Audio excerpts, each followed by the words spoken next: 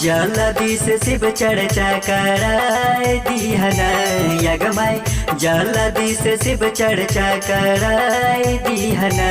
अगमाई भोला जी के अपन गुरु बना लिहना, यगमाई भोला जी के अपन गुरु बना लिहना।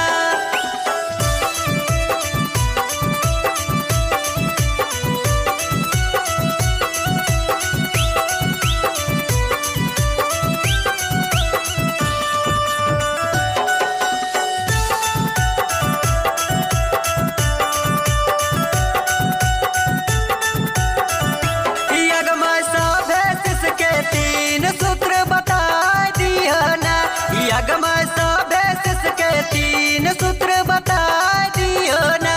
यगमाई पहिला विद्या में गुरु से दया मांगियो ना, यगमाई दूसरा विद्या में गुरु के चर्चा करिया ना।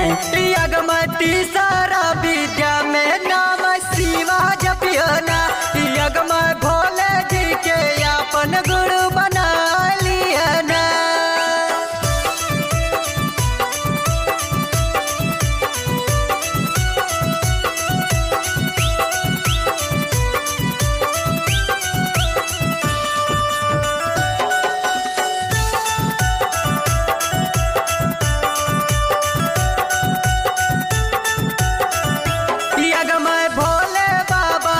शिष्य पे दया करथिन ना, यगमाई भोले बाबा सब शिष्य पे दया करथिन ना।